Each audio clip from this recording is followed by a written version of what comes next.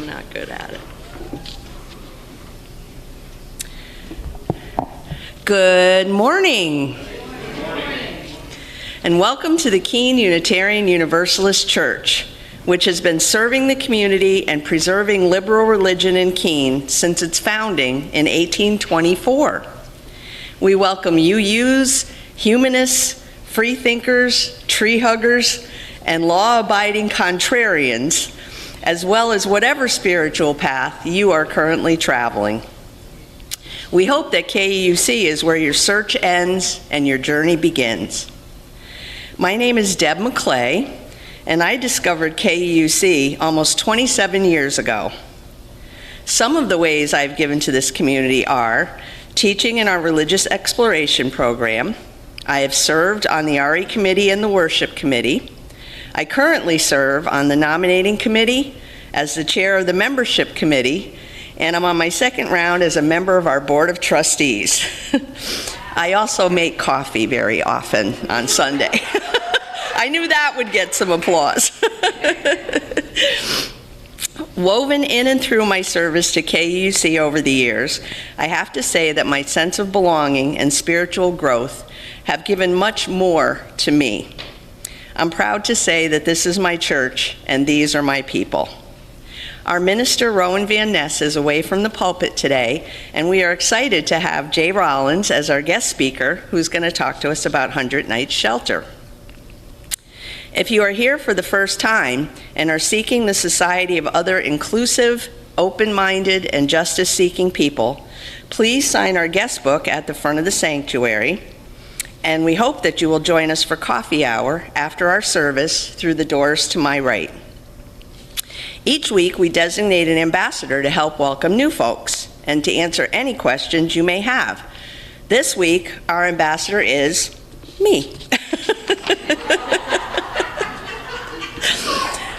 If you have been around for a while, we're always happy to see you again. Think about bringing a friend who may be interested in renewing their spirit, joining our happy company, and discovering their own unique ways of sharing their talents and community with us. And let's take a second to acknowledge our members and friends watching us online today. Turn around and give a wave to the camera. We always welcome children in our sanctuary. Their noises to us are holy music. But before we begin, please silence your phones and settle into this hour of community, creativity, and challenge. I'll end with what is most important for you to know about KUUC. Whoever you are, whoever you love, wherever you find yourself on life's journey, you are welcome here. And I understand that Sherry has a short announcement.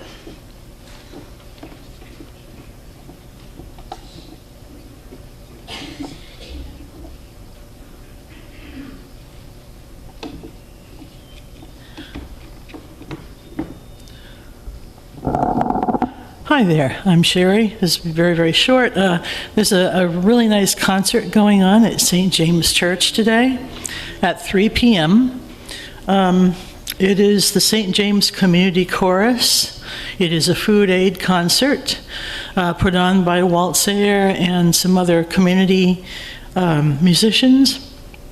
And included will be, excuse me, the new St. James Community Choir, the Cheshireman Chorus, and they're a really great group. The St. James Choir itself and the St. James Handbell Choir. There will be other concerts like this on May 3rd and October 18th, and all people are welcome to come and be part of the actual groups that perform. Admission is either a bag of non-perishable food or simply a donation, a monetary donation. And again, this is to benefit the community kitchen. Just thought everybody should know. Thank you.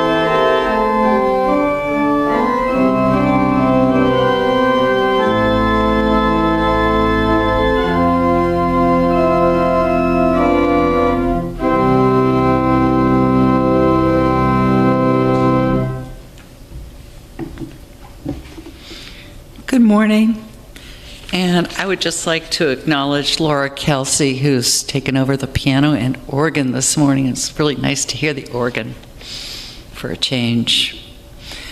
Our opening words today are by Kenneth Patton. This house is for the ingathering of nature and human nature. It is a house of friendships, a haven in trouble, an open room for the encouragement of our struggle. It is a house of freedom, guarding the dignity and worth of every person. It offers a platform for the free voice, for declaring both in time of security and danger the full and undivided conflict of opinion. It is a house of truth-seeking where scientists can encourage devotion to their quest, where mystics can abide in a community of searchers. It is a house of art, adorning its celebrations with melodies and handiworks. It is a house of prophecy, outrunning times past and times present in visions of growth and progress. This house is a cradle for our dreams, the workshop of our common endeavor. As Tina Stevens comes up to light our chalice, please join us in the words in our order of service.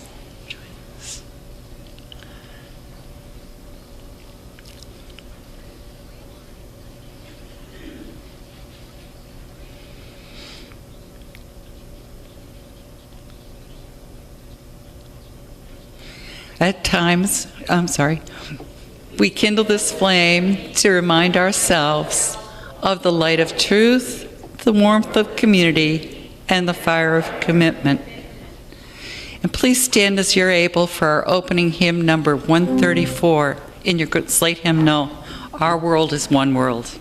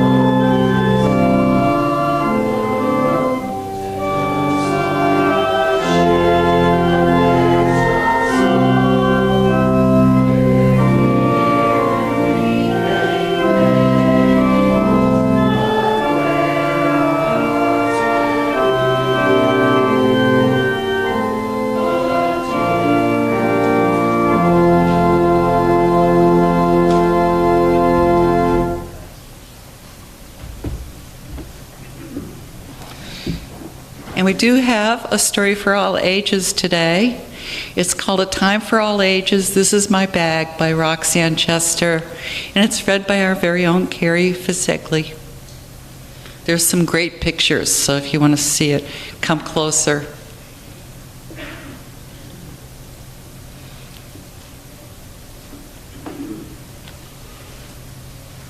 Welcome any kids and anyone young at heart that'd like to come up and see the pictures. Come on up.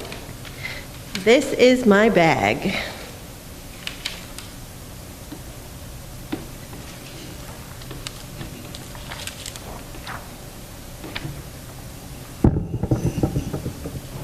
This is my bag. It holds my life, my thoughts, my art.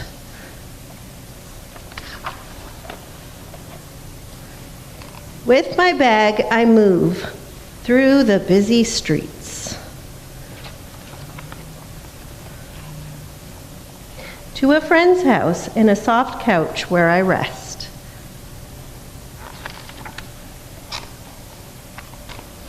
Only to move again in the shadows of tall buildings, through musty alleys, to a cold tent in a blanket where I rest.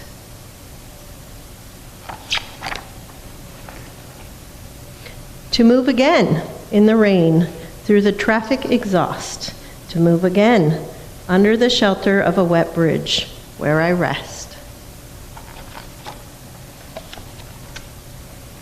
Only to move again under the city lights through the quiet. To a warm shelter in a bed where I rest.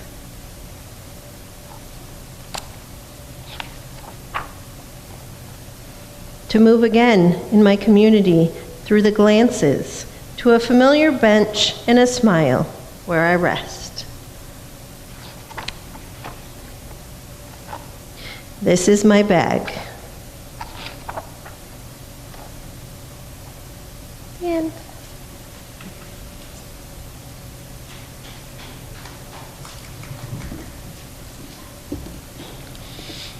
now it's time for our offering.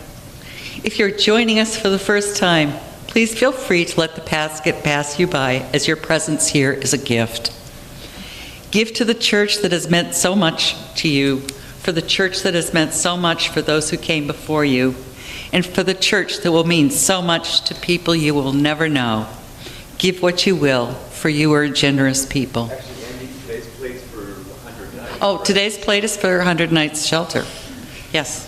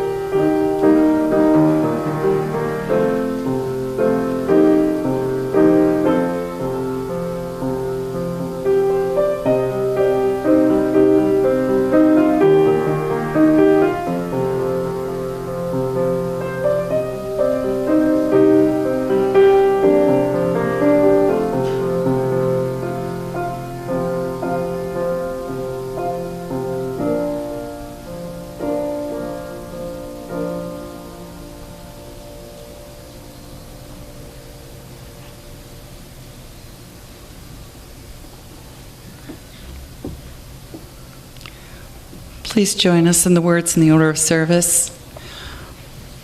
We dedicate these gifts in service of our mission to actively create compassionate community and work for a fair and peaceful world. The following is a poem reading by Tess Gallagher called The Hug. A woman is reading a poem on the street and another woman stops to listen. We stop too, with our arms around each other. The poem is being read and listened to out here in the open. Behind us, no one is entering or leaving the houses. Suddenly a hug comes over me and I'm giving it to you, like a variable star shooting light off to make itself comfortable and then subsiding. I finish, but I keep on holding you. A man walks up to us, and we know he hasn't come out of nowhere, but if he could, he would have. He looks homeless because of how he needs. Can I have one of those? He asks you. I feel you nod. I'm surprised that you didn't tell him how it is, that I'm yours only, yours, etc., exclusive as a nose to its face. Love, that's what we're talking about. Love that nabs you with "for me only" and holds on. So I walk over to him and I put my arms around him and I try to hug him like I mean it. He's got an overcoat on so thick I can't feel it. I'm starting the hug and thinking, how big a hug is this supposed to be? How long do I hold this hug? Already we could be eternal. His arms falling over my shoulders, my hands not meeting behind his back. He's so big. I put my head onto his chest and snuggle in. I lean into him. I lean my blood and wishes into him. He stands for it. This is his, and he's starting to give it back so well. I know he's getting it, the hug. So truly, so tenderly, we stop having arms, and I don't know if my lover has walked away or what, or whether the woman is still reading the poem. Clearly, a little permission is a dangerous thing, but when you hug someone, you want it to be a masterpiece of connection. The way the button on his coat will leave the imprint of a planet on my cheek when I walk away, when I try to find some place to go back to. Let us just sit for a moment in silence, and then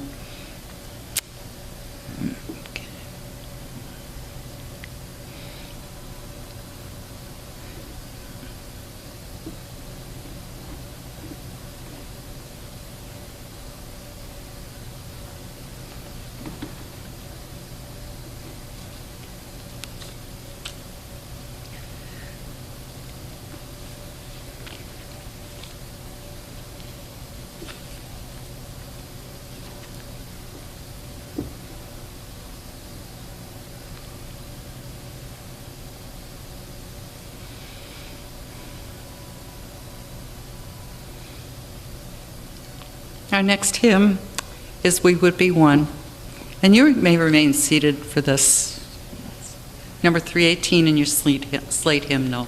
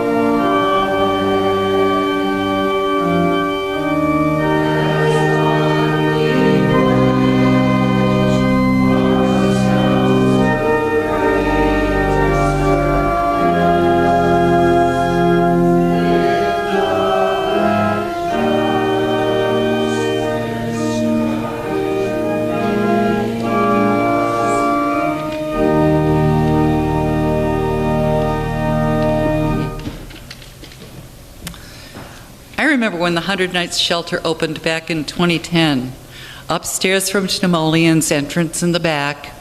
It was controversial at the time because it was on the edge of our Main Street. But there was a need, and it took a lot of grit and determination from Don Primrose. The City Council approved the funding with trepidation, so it was for only 100 nights a year, 100 of the coldest nights. For 100 nights a year, people with no warm place to go had a place for the night. There were issues with building sprinklers, there was fundraising, and raising awareness. And it succeeded. We celebrate our history with the homeless in our community as we began the breakfast program here at KUC. And today, the 100 Nights Shelter continues its own beautiful and spacious building, and Jay Rollins will share with us the rest of the story.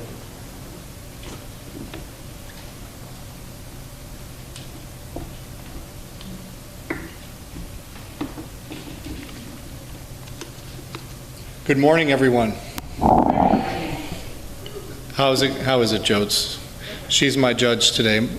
If you haven't met her, my wife Jody's here with us today, and my daughter Rowan in the back. And we did not name her just because that's your pastor's name, just so you know.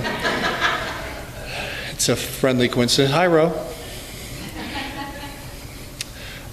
Thank you for the warm welcome we've received already. I want to start a little bit, some of you know me a little bit, but I want to start out by talking about who I am, because particularly this work is very personal, and the way I view it and the way I approach it is largely informed by the different dimensions of my own life. And this is in no particular order.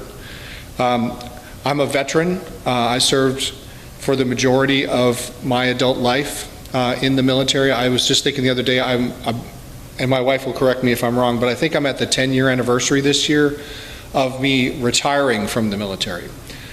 But it's very much a part of who I am, and I see things in systems, and I approach everything very much as I was trained to by the military. I'm a father. Rowan is here this morning, so I understand what it's like to deal with chaos, for sure, and to be kind of, even to have my best intentions sometimes rejected by those that I'm trying to take care of.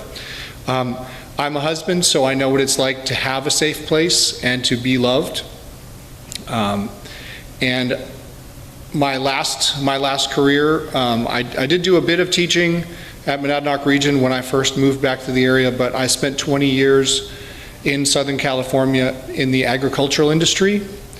So as a side note, if anyone wants to be talked out of organic produce, I'm your guy. I'll tell you the harsh reality, but I won't do it if you don't want me to. And I'm more than a bit. I'm a technology nerd, so in all things I see opportunities for improvement, for ways that we can optimize what we do. And in my new position, I'm an advocate. I'm an advocate in this case for the homeless community and for the way that our community interfaces with these folks who are experiencing this. All of those identities shape how I view homelessness. When I came into this job, I've worked there since May of last year, and when I came in, I had a perspective on homeless, as we all do, at different times in our lives. Some of my perceptions were correct. A lot of them were uninformed, and I've learned so much from the folks that we serve in our community. So I'll start out by talking a little bit about what most of you already know, but I want to just remind us that there is a disconnect between the perception of homelessness, certainly in the public space, and the reality of how this problem manifests itself. The common narratives that we hear out there in the world that are as the root causes of homelessness is that it's addiction. And certainly coming into this job, I thought that would be a large component. And there certainly is some of it, but I wouldn't say it's the majority at all. There's a perception that it's laziness, that folks are just not motivated or interested, they're able to get a free ride, so they do. And I have not seen that. That it's bad choices. And although this can be a component of things, it isn't the vast majority again. And finally, one of the major assumptions that people make is that a lot of folks just don't want help. They're not interested, they reject support from the community, and I've also found that not to be true. These factors can exist, they do exist sometimes in mixtures, but they're rarely the whole story.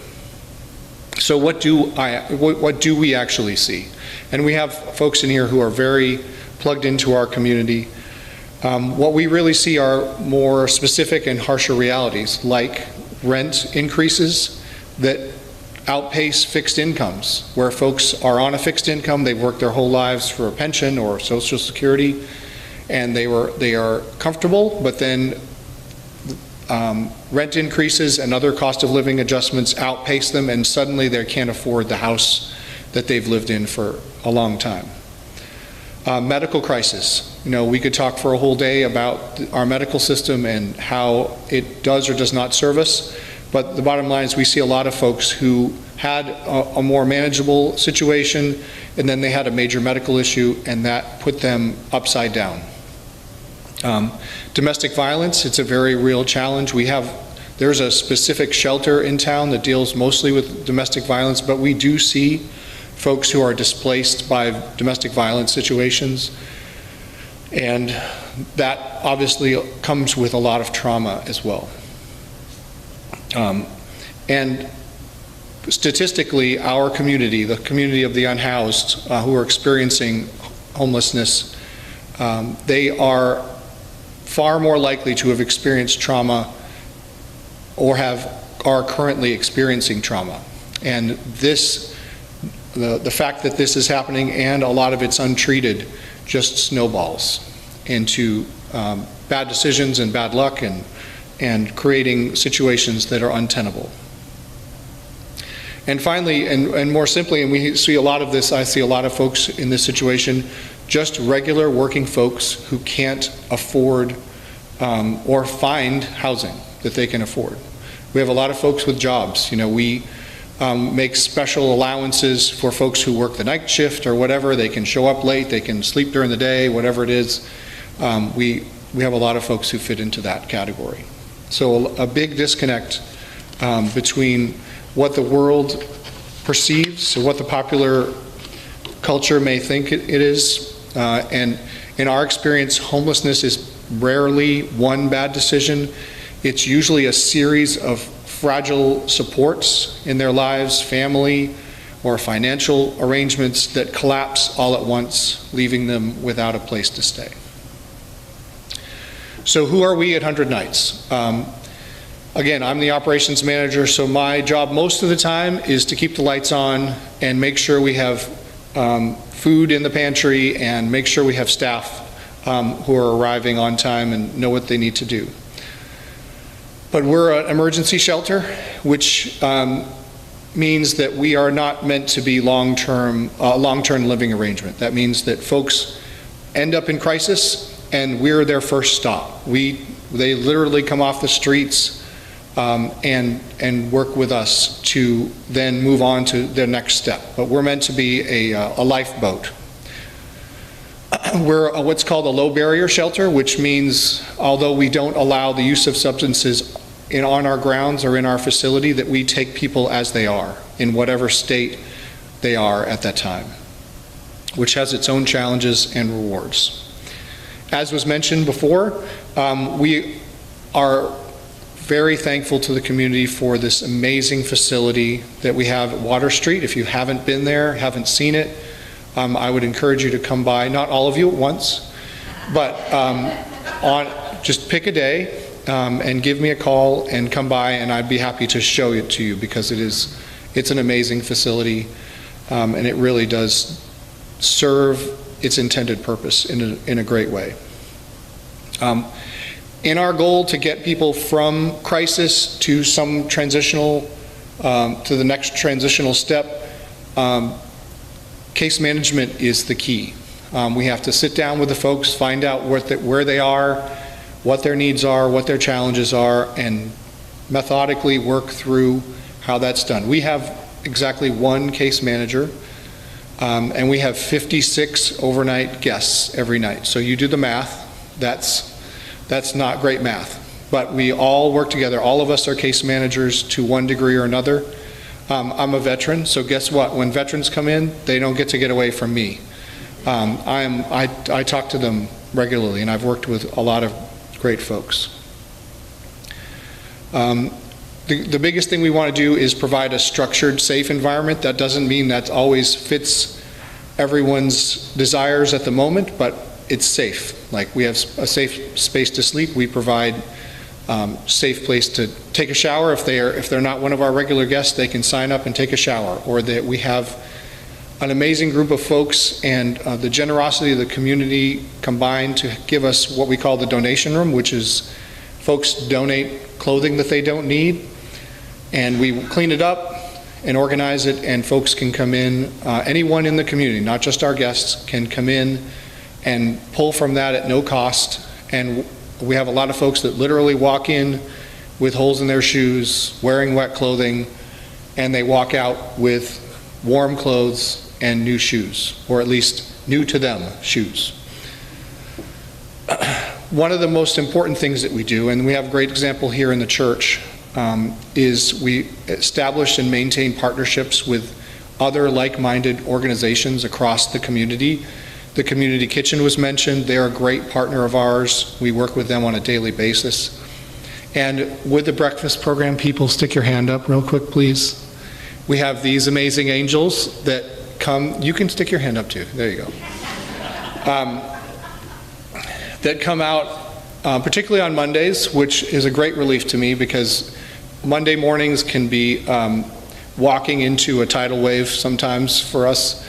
But they provide such an amazing ministry to our folks in that they provide them warm food. I mean, I can't think of anything more spiritual, physical, like the intersection of those two things, than a warm breakfast to folks who feel rejected by society or are struggling with internal and external challenges, than to have a good meal.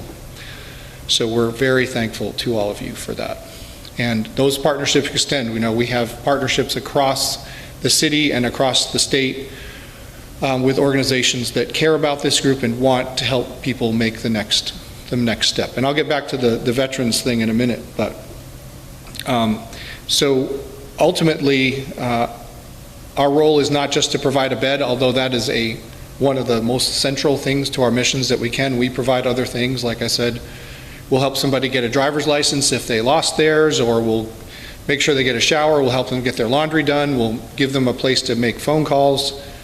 But in general, it's to help stabilize these people's lives, because any of us that have been in crisis, and I imagine all of us have been in crisis at one point or another in our lives, that stability and predictability and safety is key to helping them get on to the next thing.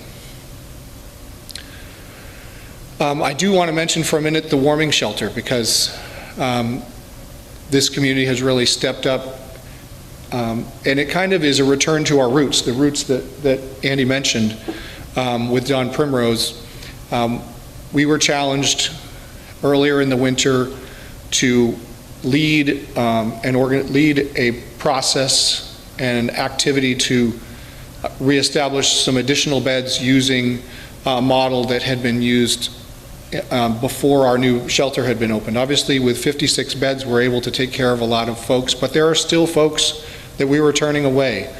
And with the cooperation of the United Church of Christ just around the corner, and the City of Keene, and a lot of community members, we were able to open up additional beds every night for folks to be able to get out of the cold. And all of us know how challenging a winter this has been, with record cold below zero temperatures for weeks at a time there for a while. Hopefully that's behind us, but we'll see. Now it seems to be the snow phase, which is a different phase. But we started on January 20th, so we're about a month into it. So We have, just some statistics, we have served 27 unique individuals, not all at once, but over many different nights.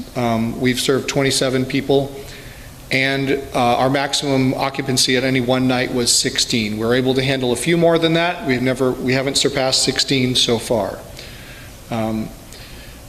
Again, it was a collaboration with the City of Keene, which we're really happy to maintain that relationship.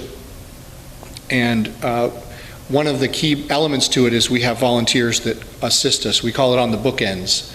Our staff handles the overnight part because the shelter opens up at 9 p.m. and closes at 7 a.m.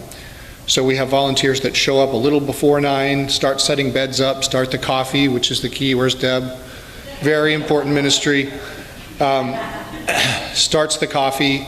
And as our guests and our staff get there, things are already going. They help them get settled, maybe play a game of cards with them. It's funny because Cindy Bagley is the head minister over at the UCC, and she shows up a couple times a month. And I can always tell when she shows up because in the logs that we maintain, it says that the guests went to bed late. Normally we're lights out at 10:30. But when Cindy's there, they always go to bed late. She's like the bad aunt that shows up and like keeps your kids up till midnight. But we love it. We absolutely love it because she has such a great interaction with the folks down there. So we really appreciate the fact that she's not only hosting us and doing that great gift for this ministry, but also engaging. So. Yeah, it is, and the overnight warming shelter is really in tune with the model that that goes all the way back to the 2010s with Don Primrose, where during the winter we expanded into as many churches as would take us, St. James and the UCC at the time. And I don't know if they hosted anyone here or not, but the breakfast program is amazing, and the historical relationship between our two organizations is precious. For sure. And I talked through the 27 unique people, but just think about that. 16 people is not an insignificant number. That's 16 people who don't have to sleep outside in below zero temperatures, and they are extraordinarily thankful, the individuals are, and we're able to connect them with other services and hopefully get them on a better path as well. That is one of the clearest examples of how coordinated compassion in our community can manifest itself. So I want to talk a little bit about some of our successes and challenges. I'll start with the successes first. The warming shelter is a great example, but more broadly, we are, again, really thankful, and we are kind of continuing to transition into our new building. As with all new things, there's always a few problems. We do have some maintenance issues that, again, it's the middle of my job, but we're working through those. We do feel like the new facility is safer from a location standpoint. We are in a great neighborhood. We do have, we are constantly improving our case management coordination with some of the other organizations in town to provide wraparound services for these folks. We have really close ties with our neighborhood, which, as Andy kind of hinted to, there was not a lot of love initially for having the shelter in the middle of the city, because there is definitely a NIMBY. Does everyone know what NIMBY is? There was definitely kind of a NIMBY feeling about that. They're like, sure, we'd love to support the homeless over there, or over there in Ward 1, or somewhere else other than where I live. Although from what I understand historically, where our current location was not initially without challenge, we have a great relationship with the folks in that community, and we regularly give updates to them. They have a community group that meets once a month, and they are very supportive of our guests and of us as an organization, which is a great thing. And we do consider that a big success. And I do want to talk about a couple of specific successes, and since I am a veteran, I'll talk about some of our veterans that have come through. We've had a couple since I've started working there, and the amount of organizations that exist to help support veterans and get them, get their issues dealt with and get them to move on to the next step are a model for how we can operate. We would like to be able to operate for everyone who's experiencing homelessness, but it has been very heartwarming to me that we have been able to quickly move, reasonably quickly move folks from, having absolutely nothing. I mean, one of the guys that I'm thinking of now, he came to us, no identification, nothing, just absolutely without hope personally or without a purpose and without the little things that you need to make the next steps. And we worked with several supporting organizations, and I had the privilege of dropping him off a few months ago up in Manchester to move into transitional housing, which, as he said, was the nicest apartment he's ever had. And he will be there. He's probably gone from there by now, because they said most likely he would be gone within 90 days because they immediately start them with case management and get them moved on to the next step, which is more permanent housing. So those kind of successes really fuel our enthusiasm and fire for this community. And one of the other successes we have is a little more administrative. Recently, at the end of January, there's something called the PIT count, and PIT stands for point in time. Do we have any birders in the room? Okay, I figured in this crowd we would probably have some birders, and that's good. My daughter-in-law is a big bird person. So you know how they have like migration counts and stuff like that, where you'll go to the shore, I don't even know where you go, some lake somewhere, and count how many blue-billed whippoorwills come by on that day. Well, this is a similar activity, but for the unhoused community. We do a point-in-time count once a year, where an agency in town, in this case it was Southwest Community Services, but in coordination with all of us that work in the space, count who is experiencing homelessness on that day. And those numbers are very important because they go to the state and decide how funding is allocated, kind of the same way the census allocates, House of Representatives representation and also funding, because it provides real counts. So we had what we felt was a very successful and thorough point-in-time count this year, despite the fact that it was really frigid that week. And we were dealing with a lot of folks who wouldn't come out of the woods because they were kind of hunkered down for that. But I think we did a great job there, and I think the fruits of those counts will come out in the near future.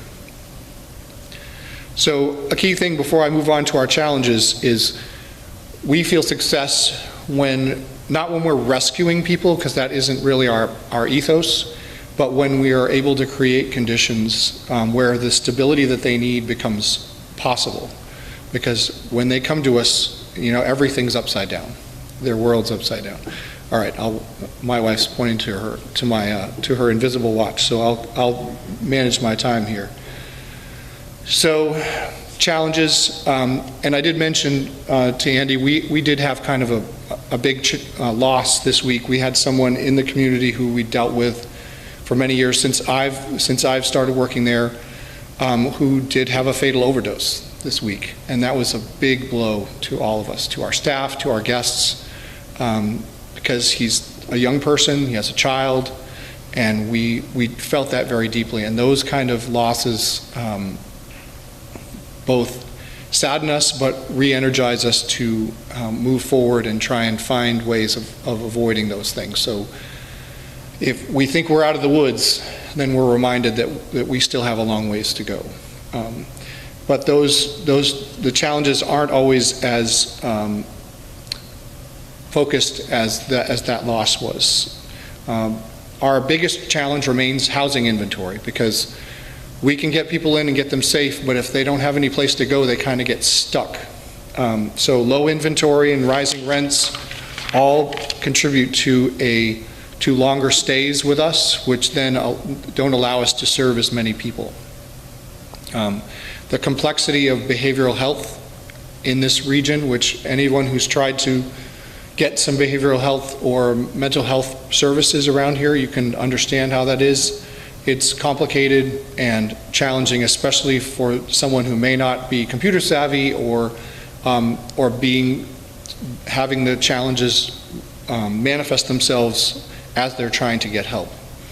We can provide safety as a shelter, but we can't manufacture apartments. We can't get additional mental health workers in town so that we can address these issues. So those are some of our challenges. So what can we do as a community? Here are some real practical ways you can help. One of them you've already done today, which is financial support. We are so thankful for the great financial support to this community. It does many things, including, and I would just mention this as an aside, when we had the government shutdown earlier this year, a lot of people came to us and said, especially our guests would hear rumors and say, so we're shutting down tomorrow? And I'm like, no, no, we're not shutting down tomorrow, because we have an amazing diversity of sources of income from us for this organization, and generous folks in the community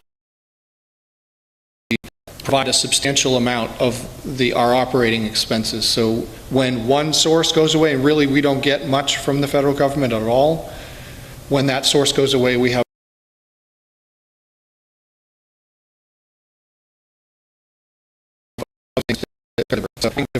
is important to us. Advocacy for housing solutions, in your own way, advocating for more and more flexible housing opportunities for those who are trying to get back into the system. Some of them who don't have perfect rental records or, maybe legal records, imperfect people like we all are, but some people have the paperwork to prove it.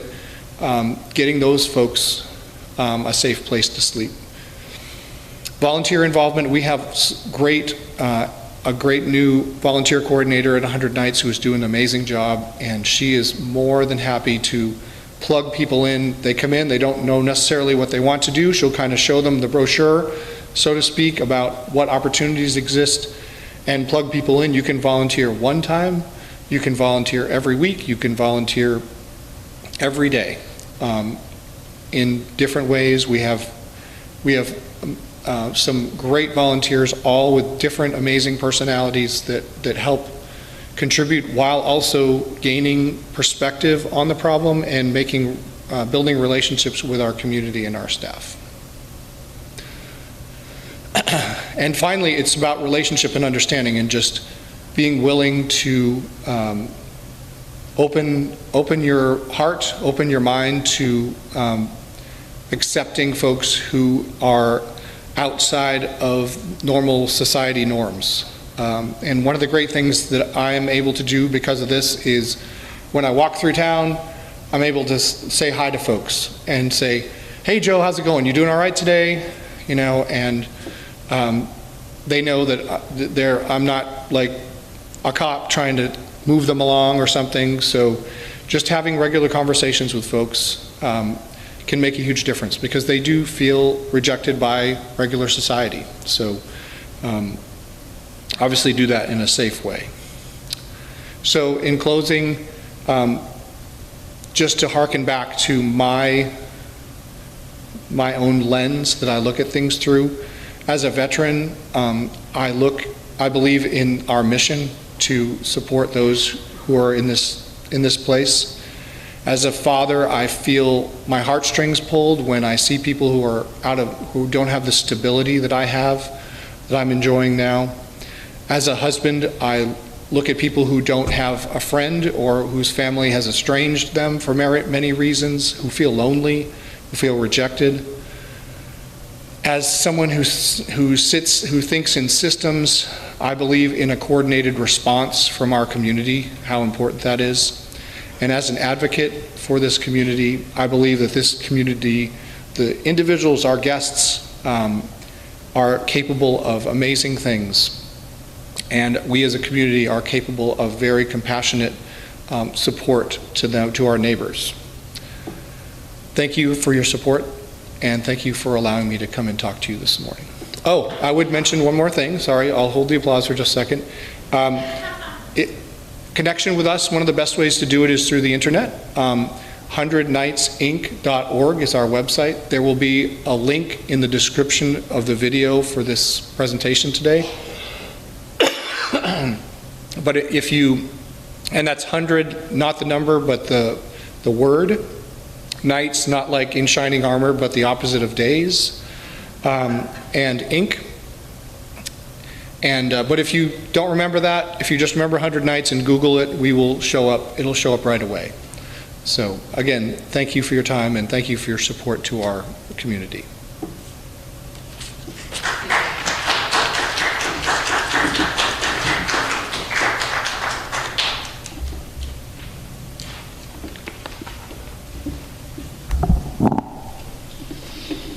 So our final hymn is 301 in your slate hymnal, Touch the Earth, Reach the Sky. Please stand as you're able.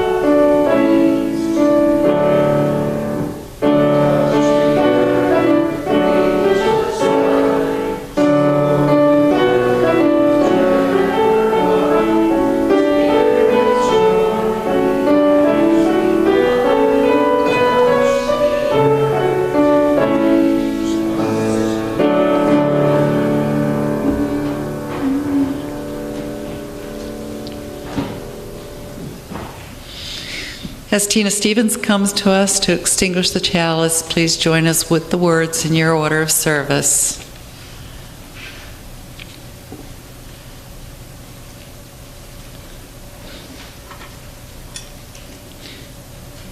We extinguish this flame, but not the light of truth, the warmth of community, or the fire of commitment.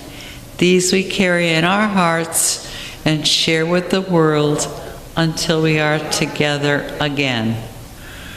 Our closing words are by John Murray, and I've edited these a little. Go out into the highways and byways. Give the people something of your new vision. You may possess a small light, but uncover it and let it shine. Use it in order to bring our light and understanding to the hearts and minds of men and women. Give them not hell, but hope and courage, and preach kindness. Go in peace and with a purpose.